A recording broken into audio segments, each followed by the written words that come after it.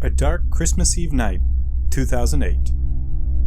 Donning his red suit with white fur cuffs and a black leather belt and black leather boots, Santa approached the door of a suburban home and knocked.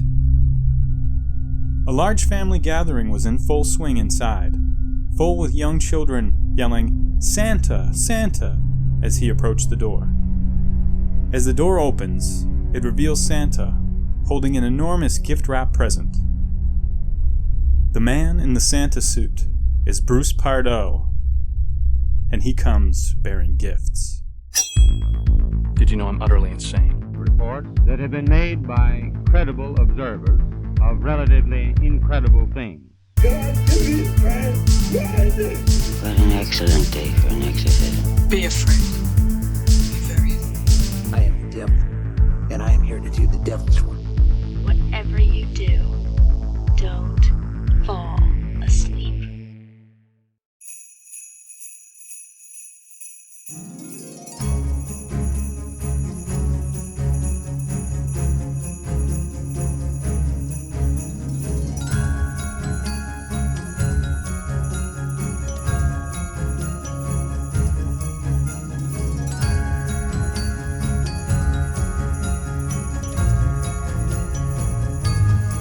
Thank you for joining us on our very special Christmas episode.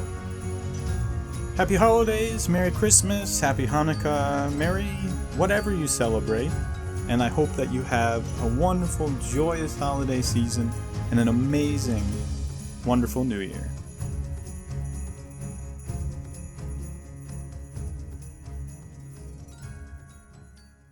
I hope everyone is having a wonderful holiday season. And hopefully your holidays will be nothing like what we're about to cover in our Christmas episode. The initial plan was to do a bit of an anthology series for this Christmas episode. Our plan was to cover various Christmas murders, Christmas robberies, different crimes that occurred over the holidays.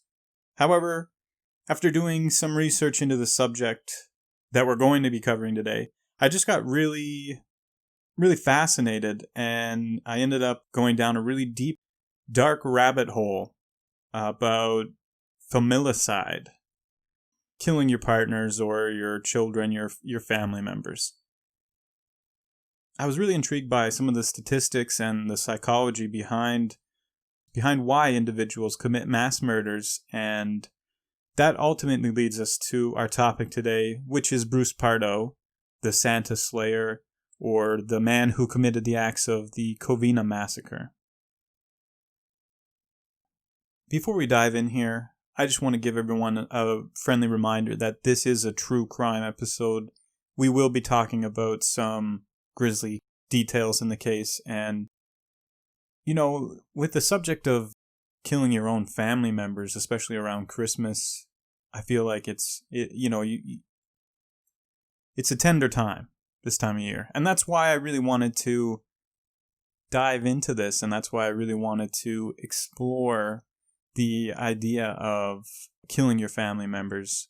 It's a very interesting concept to me that you live with someone, or you grow up with them, or you spend, an enormous amount of time with them, or you just to kill a loved one. It seems like a more intriguing idea to me. It's more of a confusing concept than going out and killing a stranger. Serial killers I can understand, right? They go out and they commit heinous acts, but it's against people that they don't know, or it's against people that they don't have that much of a connection to. It's a coworker, or at the most, or usually most of the time, serial killers will commit acts that do not involve anyone that they know. Rarely, you'll see them attack coworkers like John Wayne Gacy did and others. But if you look at Ted Bundy as an example, he was nothing but courteous and kind and respectful and generous to the women that were in his workplace or the women that were in his life.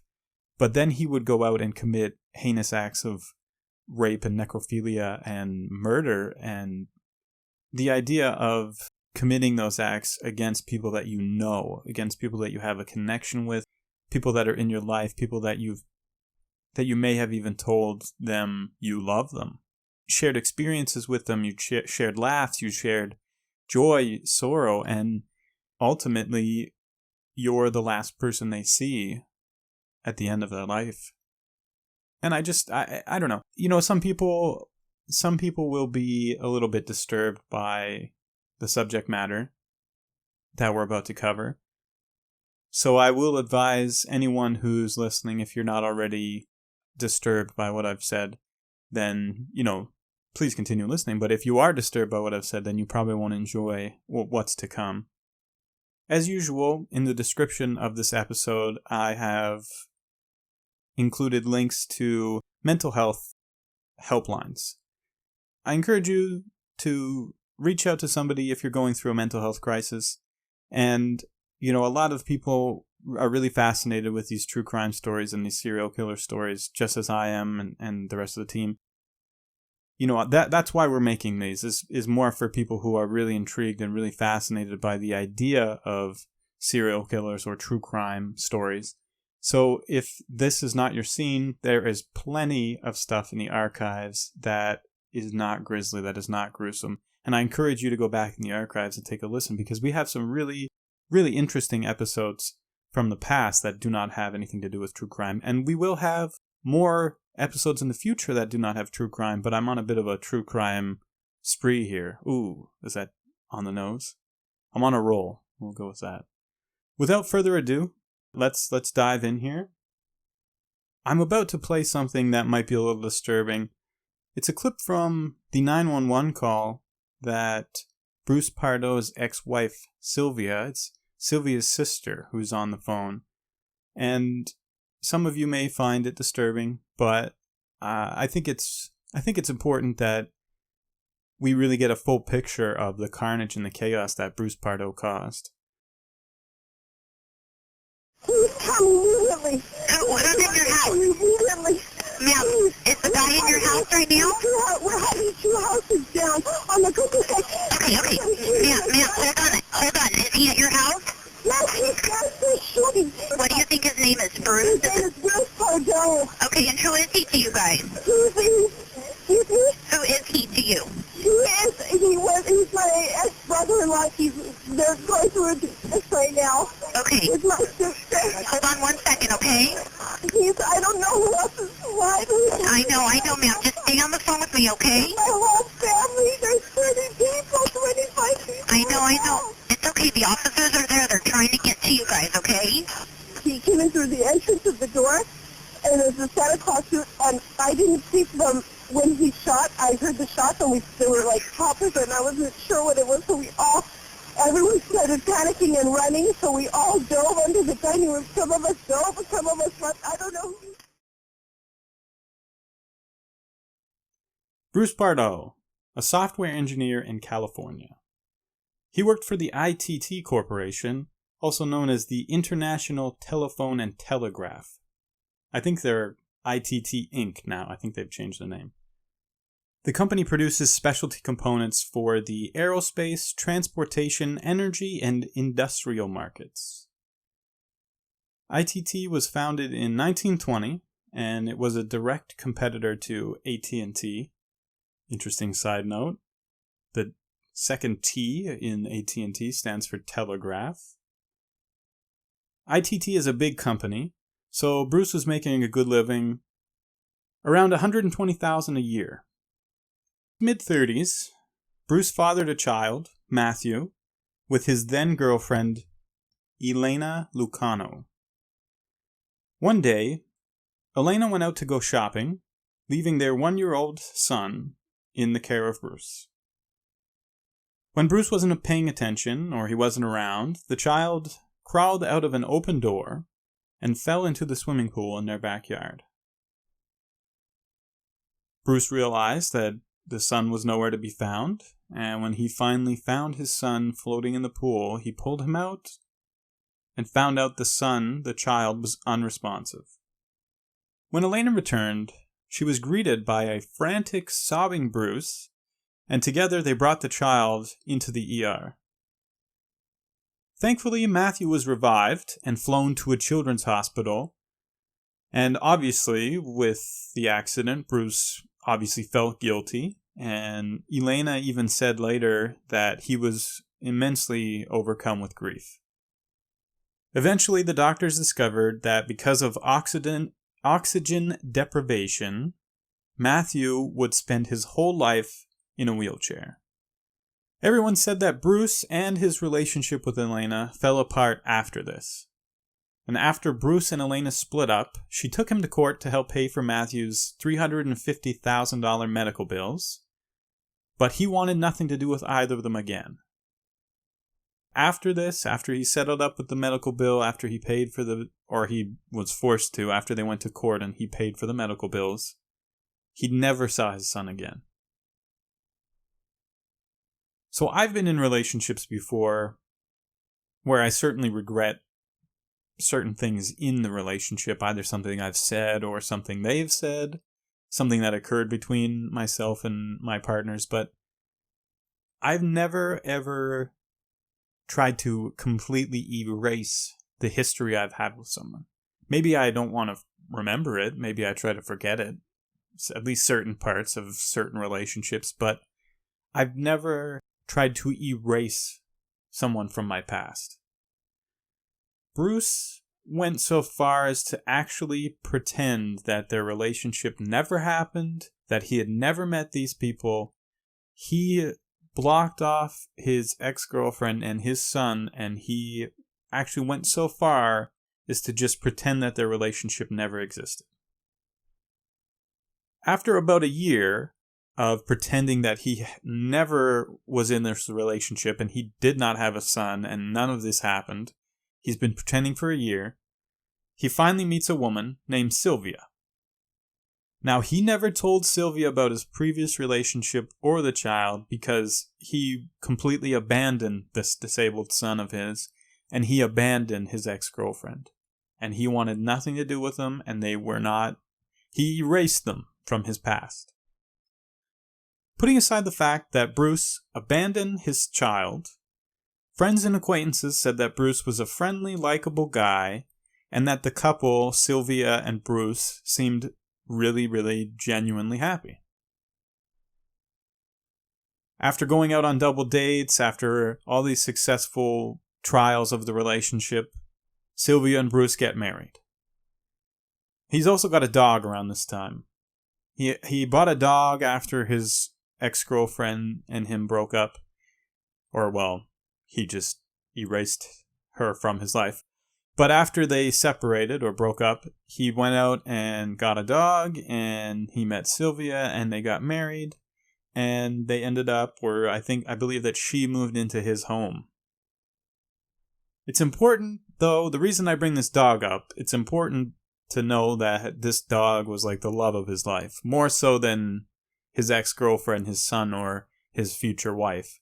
This dog was the love of his life. He would take this dog everywhere. And everybody said that he just absolutely adored this dog. So I feel like if you're going to get married to someone, the first thing that you should talk about is actually having kids. Do you want to have more kids? Do you not want to have more kids? There's a million things that you should discuss before getting married. But I think, a significant thing would be, one of you wants more kids and the other doesn't. That's something I think you should talk about before you get married. And can I just interject for a second with something of my own, like a little sprinkle of my own personal opinion here? Marriage is fucking crazy. Like I was saying about marriage, it's very important that you actually communicate with each other and you're on the same page before you get married.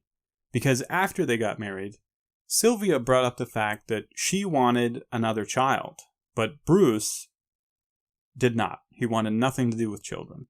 Now, Sylvia did have 3 children of her own from a previous marriage, but Bruce did not want to add another child into his life. You could speculate here that Bruce's reluctance to have another child is due to the incident that occurred with Matthew. Maybe Bruce has some undiagnosed anxiety or PTSD from, feeling guilty about his son being disabled or or having disability because of his actions or his lack of responsibility.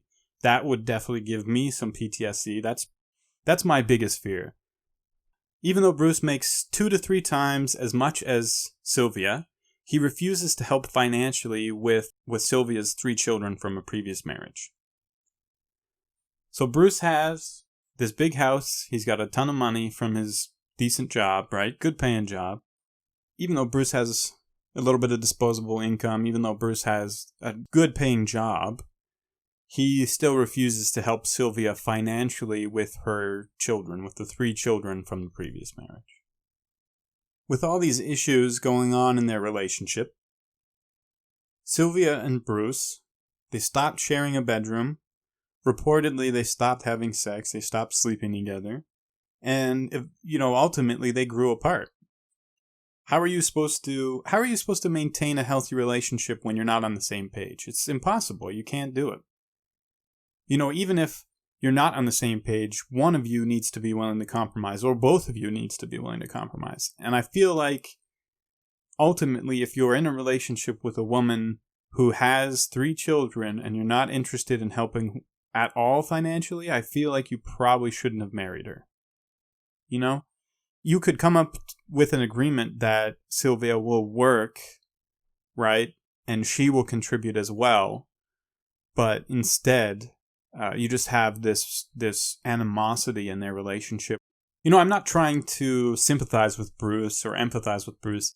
I think that if you're going to enter a relationship where someone has children, you should be willing to financially and physically show up. Like, you need to actually be involved in those children's lives, and you need to step up to the plate and be a stepfather, right? And I think that Bruce, with his past, with his son, I feel like he just didn't want to. And that to me is really crazy, because why would you enter a relationship with someone who had children if you didn't want them? Or even if you didn't want to be responsible for them or help financially or help in any way, right? And I don't know their situation personally. Bruce could have done things around the house, or he could have helped out. I don't know. But from the research that I've done, it seems like he wasn't a great stepfather and he wasn't a great spouse. Because of their discussions about money and Bruce's lack of accountability with financially supporting the family, Sylvia looks through Bruce's tax records to see how much he was actually making, most likely to see if he could afford to help with the children. If she was, being unreasonable, or if she was asking too much of him. I think she was thinking, if I look at these actual numbers, I can convince myself that it's not unreasonable to ask the man that I married to help me with my family, right? While looking through his tax records, Sylvia found that he was also claiming a dependent. Guess who that is? Obviously, the dependent is his disabled son, Matthew. My thing is, why would you put down your disabled son that you've abandoned on your tax records? Why would you claim someone whom you are shunning, that you've completely removed from your life, you've erased any trace of them in your life, and you want to completely forget about an incident that happened between you and this child, how you caused their disability, how your lack of accountability and responsibility caused this child serious physical, probably mental harm, and yet you still claim him as a dependent. Who, even though Bruce is making like over $100,000 a year, he still is putting down on his tax records that this is his dependent so he can get a little more cash. So that just shows you how Bruce values money, right? That's a significant thing in his life. Money, money, money. So like I've said, the failure of the Pardos' marriage could be attributed to their arguments about money, or Bruce's unwillingness to help support Sylvia's 3 children. But I think ultimately the last straw for Sylvia seemed to be when Sylvia found out that Bruce had walked out on his first family.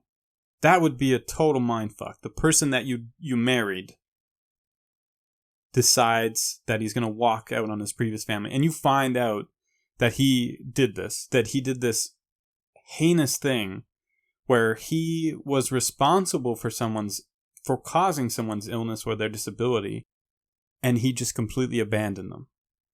So I think, in Sylvia's mind, she's probably thinking this guy could do the same thing to me, right? Or, if he's doing this to his other family, he could do something just as harmful to my family. So I think that, there's red flags that are popping up all over the place. But I feel like Sylvia's final red flag, the one that waved her into the finish line, the one that separated them, I think it was finding out that Bruce had abandoned his first family and his disabled son.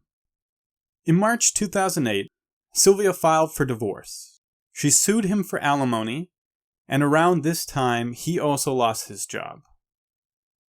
With the loss of his job, with alimony and court fees, he quickly starts going broke. Some sources reported that Bruce had lost his job because he was filing false reports, that he was trying to put in overtime, or he was trying to scam the company he was with somehow so that he could get more money. So between all of this going on in his life, between the alimony and the court fees and all of this, I think that he just wasn't really good at managing his money, and this was a way for him to kind of skim off the top of the business, right? Just a way for him to put a little extra cash in his pocket. And we see around this time that Bruce is also taking money out. He's withdrawing all of his money, little by little. So I think with the alimony payments coming through, and his divorce being finalized, he was trying to take out all of his money so that it wouldn't be taken away from him. So ultimately he lost his job because, again, money. That seems to be all that Bruce Pardo ever thinks about is money. So with him filing these false reports, he ultimately loses his job, and this is what really begins a dark downward spiral for Bruce Pardo. In September, Bruce enters the costume shop and requests a custom Santa suit, which he says needs to have pockets sewn inside for extra stuffing so he can be an extra large Santa Claus. Now, Bruce had frequented this costume shop on multiple occasions. He liked to dress up in costumes. He liked to rent costumes for, holidays and special occasions. And he also had custom suits done and custom costumes done from this woman. So it's not unusual for him to go in and get a costume made, but it is a little bit unusual because he's going through all of these difficulties, right? You see that in his life with the result of a second failed relationship and the loss of his job, it's a little bit odd that Bruce would go in and he would get a Santa suit. And he told the woman at the costume shop that he was going to be a Santa Claus for a November holiday party. That's what he told the costume designer. To the costume designer's horror, after the events that transcribed that night, she realized the pockets were for firearms. There's also a lot of evidence that Pardo was withdrawing funds and buying ammunition in July of that year, around the same time he lost his job. This could have been the beginnings of a plan being put into action.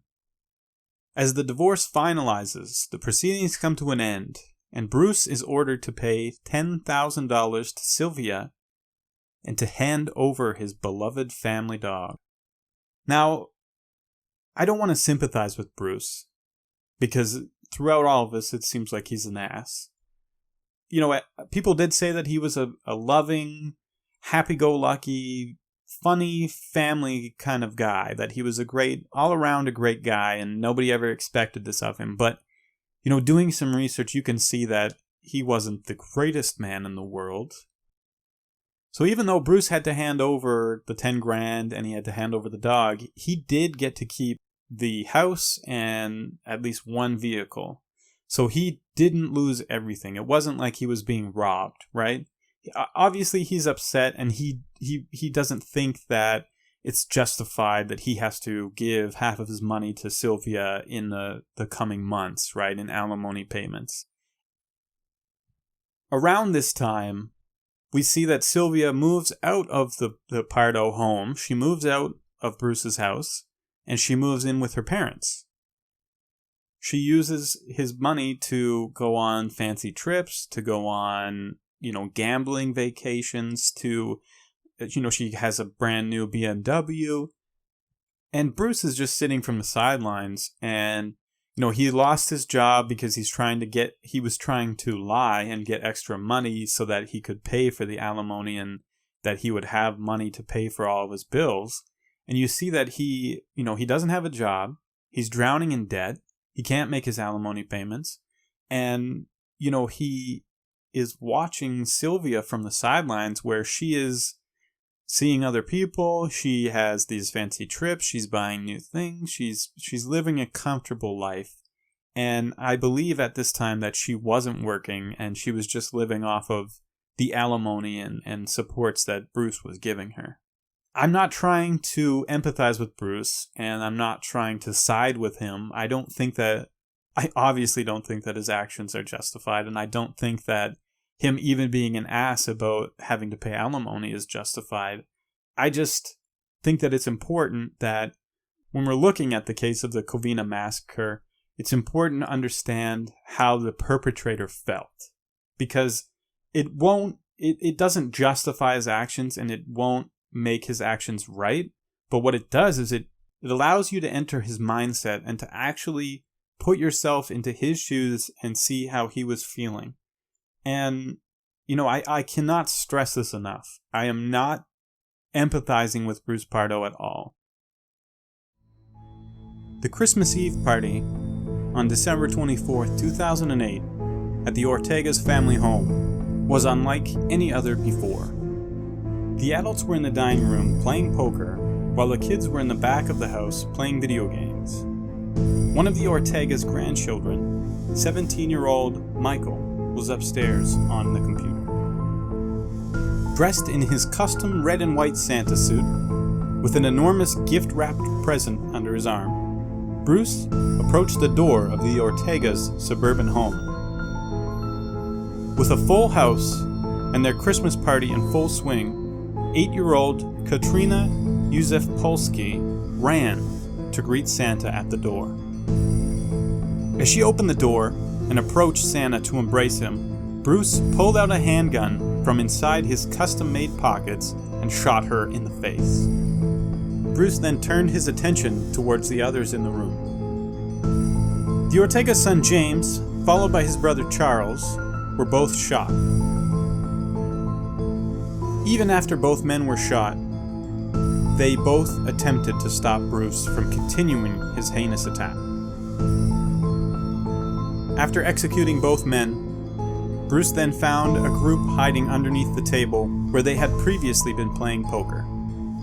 The group under the table included 80-year-old Joseph and 70-year-old Alicia Ortega. They were both killed. Bruce found his ex-wife Sylvia and her sister Alicia, and he shot and killed them as well. In the midst of the chaos, 8-year-old Katrina, who had suffered a gunshot wound to the head, rises and runs to a neighbor's home. Katrina's mother and a few other family members manage to escape, running out of the house to a neighbor's nearby home.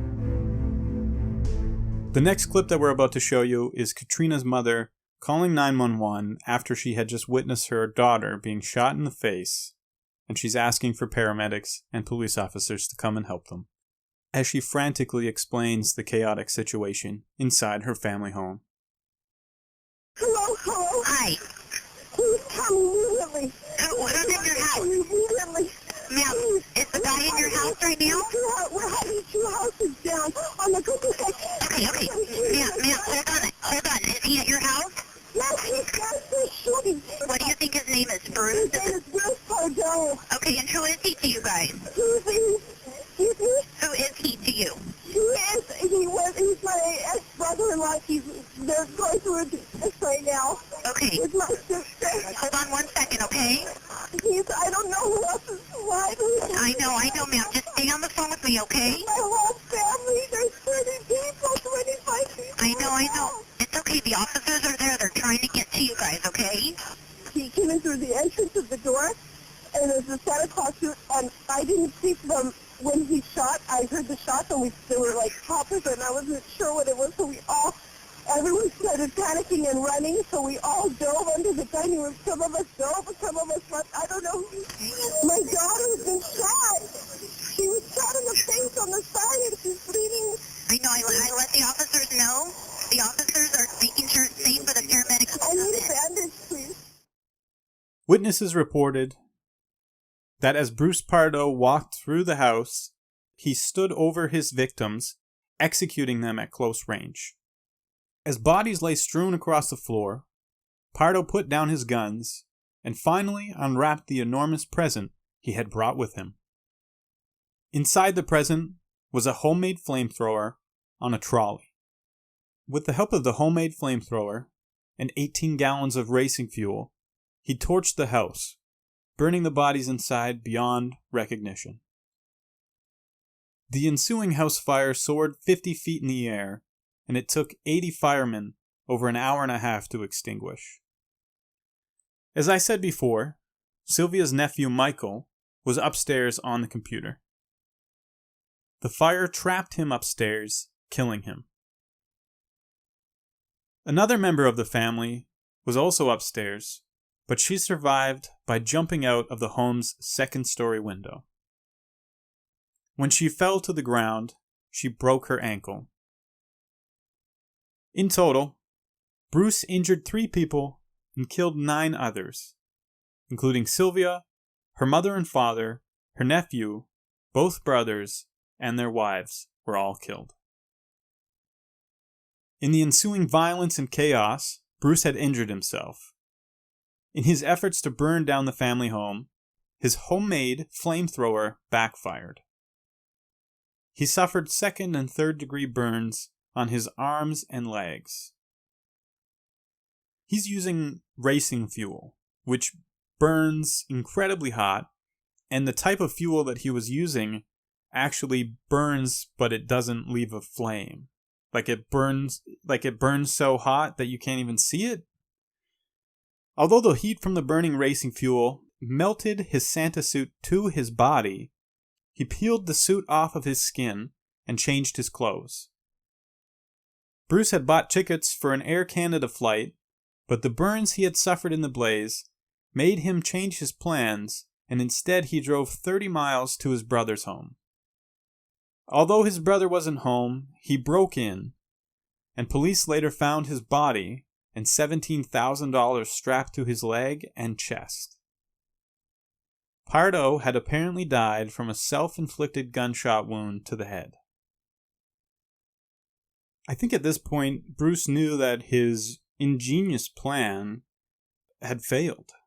That he wasn't going to be able to get on the plane with his 2nd and 3rd degree burns on his arms and pieces of the polyester Santa suit still melted to his skin.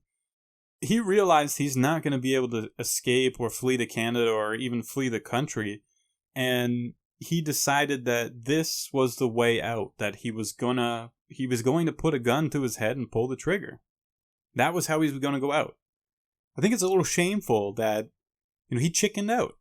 After all the chaos and all the deaths that he caused, he just couldn't own up to anything. I think that's the truest sign of who Bruce Pardo really was. That he couldn't live with himself after what he did, and he just took the easy way out. Instead of owning up to his actions, instead of owning up to the crimes that he committed, he chickened out, he wussed out, and he took the easy way out. You commit these acts, these horrendous, heinous acts, these crimes, you've murdered people. You've murdered your own family members, and you can't even own up to it. That just shows the kind of man, the kind of person that Bruce Pardo really is. He is a shameful, disgusting creature. I just think it's absolutely shameful that you commit these heinous acts and these crimes against people that people that probably loved you or looked up to you, and you can't even own up to it. It's just shameful. With the body of Bruce Pardo located and the house fire under control, the police begin their investigation. His booby-trapped car was parked on a nearby street. The rented vehicle was loaded with explosives and over 500 rounds of ammunition that were both rigged to go off if the car was approached. I'm not sure how he would have rigged the ammunition to go off. I'm kind of picturing like nails in a bomb, right? Like nails in a pipe bomb, except for it's like rounds of ammunition. That's what I'm picturing. If you actually have an idea of how he would do this, like I don't think he's pulling a Breaking Bad and, you know, like a Walter White where he has the machine gun in the trunk and he's going to pop it open and shoot everyone. I don't think that's what he did. I don't think he was a mechanic of any sort. Software engineer, but I don't think he was a mechanic. So I think that it was more so the bomb would propel the ammunition, or maybe he used the ammunition like you would use nails or some other sort of hard object or marbles or gravel in a bomb. That's just what I believe. The police ended up using a robot to detonate the explosive device and the incendiaries that were inside of the vehicle that he had parked on the sidewalk. The car I'll post some pictures on the socials. You can check them out. Just always keep an eye on our socials for images of the cases that we study, and we'll have a little bit more information on those as well, like on our stories and on our posts. So you should check us out on Instagram at Cabinet of Mystery and on Twitter at Open the Cabinet for more behind the scenes tidbits, more serial killer memes, and most importantly, more images and facts about the cases that we study. There was also evidence that he was targeting his ex-wife's divorce lawyer as well, and that he had parked an additional rental car nearby the lawyer's house. This second rented vehicle that they found, didn't have any bombs or explosives in it, but they did take all the precautions and they shut down the whole street just like they did with the other car. And they used a robot to go in and make sure it wasn't going to explode on them as they tried to enter the vehicle. When police searched his home, they found multiple handguns, shotguns, and a high-octane fuel tank. Items that could have caused even more unimaginable Christmas carnage and chaos. I'm going to play you a little clip from an interview with Sylvia's close friend. And it is something that kind of resonated with me when I was doing this research. Something that kind of stuck with me. You'll hear it here in a sec, but it's a really frightening idea to me that you just narrowly avoided being a part of a massacre. You just narrowly avoided being a part of carnage. You're surviving because of circumstances. So here's the clip. Plans changed for us at the last minute because my parents came to visit, so we couldn't go. But the last thing you want your friend to do is to be sad and to be scared, and with her mom and dad. How horrific! I just wanted to leave you with a little quote about one reporter's perception of the incident and perception of Bruce Pardo. And again, I want to stress that I'm not empathizing with the perpetrator here. I am just presenting some facts, and I'm presenting a few things that I think are really interesting that show how Bruce Pardo was really thinking, what was really going on in his mind. One reporter was quoted as saying, "This divorce shattered Bruce Pardo. It became his obsession. Bruce began to plot ways to get back at Sylvia. I think that he decided that he wasn't just going to kill her, but he was going to kill everything that she loved and take everything she loved and wipe it off the face of the earth." I mentioned here a few times about familicide, right? I never really explained what that is. I imagine that you could get a good idea just by the name, but familicide is a type of murder or a murder-suicide where a perpetrator will kill multiple close family members in quick succession like a mass murder. Most often it's their own children or relatives, spouses, siblings, their parents, other parents, like their in-laws. And most of the time in familicide cases, the perpetrator will kill themselves, so they'll commit suicide at the end of the incident. The idea of familicide, the idea of killing your own close family members or your relatives or in-laws, it really intrigues me because, I don't understand how you have a problem in your life and you decide that the best solution to deal with that problem is to kill your family. You're trying to fix a problem, or these perpetrators are trying to fix a problem, and the awful, heinous solution that they come up with is to kill their whole family. And it just fascinates me that how did it get that far? How did it get to the point where your only solution for the mess that you're in, the problem that you're facing, is to murder your family, right? And a lot of times you see that, there's instances, there's cases where we'll get into them, we'll discuss them. There's a few cases that are really interesting, that really boggle my mind, that really fascinate me. But you see that sometimes the family members will, like the perpetrators will kill their family members in order to, quote unquote, spare their family from some sort of issue, right? To spare them from an indignity or a tragedy, whether it's in their mind or whether it's a real thing that they think is going to happen or has happened or is happening. So when I say that I want to get into the mindset of Bruce Pardo or the mindset of these killers, I don't want to empathize with them, and I don't want to, feel pity for them, or, I don't even really want to understand why they committed the acts that they committed. It just fascinates me that you can get to this point. And I just really like studying it because I guess maybe I like studying because I don't understand it. Maybe that's really what it is.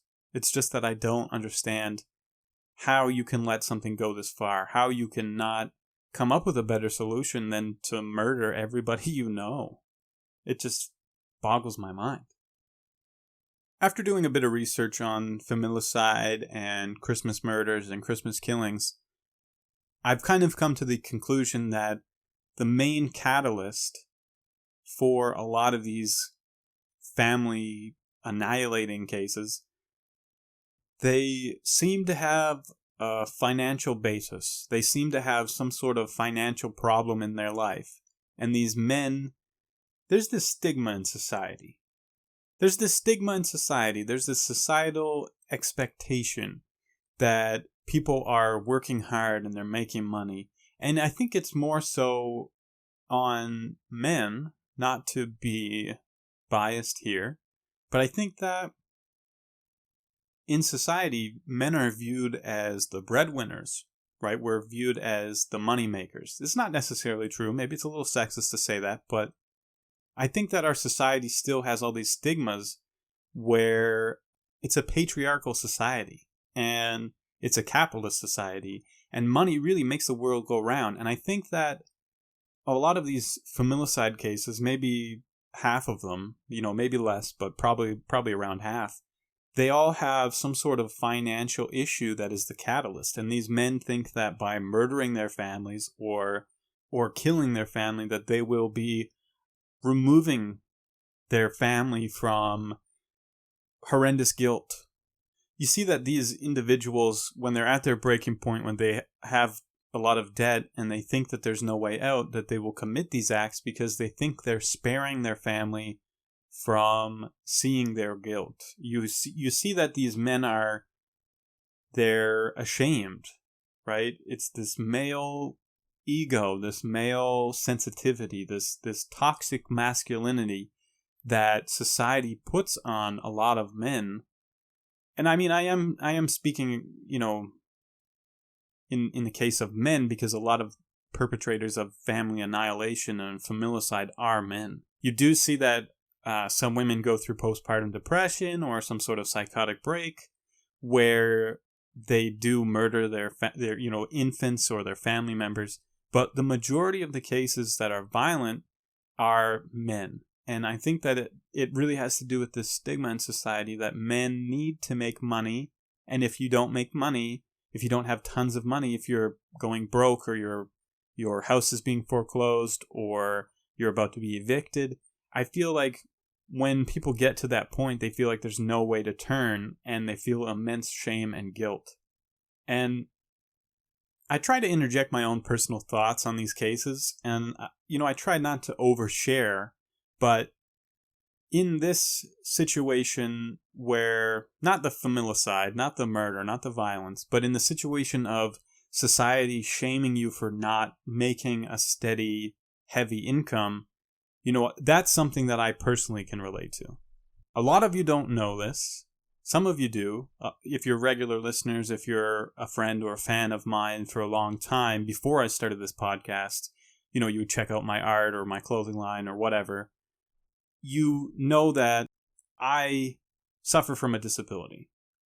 3 years ago, I got really, really sick and I lost a lot of function in my legs. I'm not confined to a wheelchair. I can still walk around.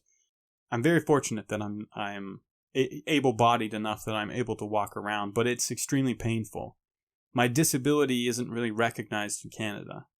And all the doctors that I've seen over the last 3 years, none of them have been able to actually give me a proper diagnosis to actually come up with a plan, something that will help me get better. So, unfortunately, I lost my house and I lost my job and I had to move across the country from a really populated area with a lot of artistic community, and I ended up moving to a small town in the middle of nowhere that is freezing and is always dark, and it's very depressing. But the main reason why I'm oversharing here, is that the idea of society shaming you for not making enough money, for not having a steady job or a steady income, that's something that I can relate to. Now, it's never made me want to act out violently. Maybe I want to punch the Prime Minister in the face or slap whoever makes the decision that my illness isn't bad enough that it won't get approved for disability coverage in Canada, right? And I think that, there are a lot of people that suffer from illnesses such as mine, like fibromyalgia and chronic disabilities, and they aren't recognized in Canada or even in the US. And, those people experience a lot of shame and a lot of people look down on individuals with disabilities. I got a little bit off topic. The whole point here is that I can understand why somebody would feel that shame and that guilt about not making a steady income or not being able to provide for yourself or your family, but it's never made me want to act out violently. And, that's something. Money is a huge catalyst in these situations, and that male ego, and I think that's what really causes these men to go out and commit acts of violence against their own family members, is that either they're, in Bruce Pardo's case, like in other cases, it's that they want to prevent their family from experiencing their own shame. They don't want their family to be burdened, quote unquote, by the guilt, so they would rather just wipe them off the face of the earth. In Bruce's scenario, this wasn't the case. He went out and killed Sylvia's whole family, but he didn't kill the whole family, but he did a lot of damage. He went out and he committed these acts of violence for revenge. The catalyst was money. He was upset that Sylvia was taking his money, and he felt wronged, right? Even if the courts decided that this was fair and just, even if all of us listening and then everybody reading about, his case, even if they see that it was fair and just that he should give some of his income to Sylvia and her 3 children, Bruce did not see it that way. And the acts that he committed were simply for revenge. Maybe not simply revenge, maybe control. Maybe a little bit of revenge and a little bit of control. I think maybe that's something that Bruce was lacking in his life, was just the fact that he felt out of control.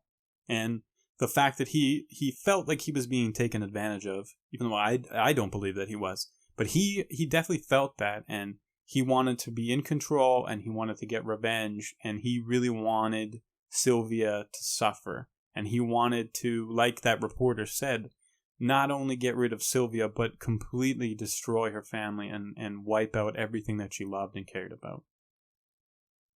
Hopefully this wasn't too dark for your Christmas holidays. Hopefully this was something that you enjoyed. It was definitely something that I enjoyed reading about. Like I said, I had this whole idea for an anthology series where I was going to present a bunch of different cases. And then I just went down this dark rabbit hole of familicide and Bruce Pardo, and how just trying to wrap my mind around how someone can justify this, how someone can justify going out and murdering, a whole family almost. It just really fascinates me. So I hope that you enjoyed. I hope that, you have a great holiday season, and I hope you have a wonderful new year.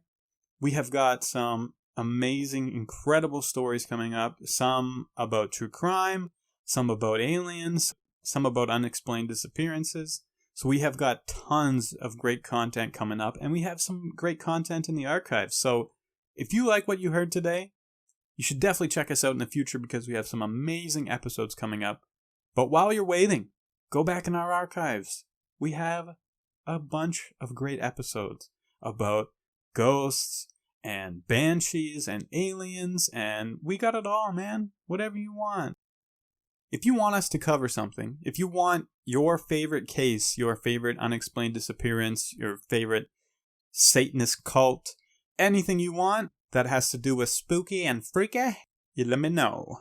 cabinetofmystery@gmail.com, or Twitter, or Instagram, wherever the hell you find us. Send me a message. Tell me what you want to hear, and we'll bring it to you. You can also leave us a voicemail message on our Anchor platform, super easy, anchor.fm/The Cabinet of Dr. Mystery. If you leave us a voicemail and you want it to be in this episode, just let us know at the end of your voicemail and we will put it in, baby. This episode is produced by Death Hotel Creative, hosted by myself, Dr. Mystery. To view more, visit us at notwhatwesay.com. Check us out at our Instagram handle @Cabinet of Mystery, or our Twitter @OpenTheCabinet. Please leave us a review, rate, and subscribe if you enjoyed the show, and let us know what topics you'd like to hear in the future. You can let us know either on the socials or at cabinetofmystery@gmail.com.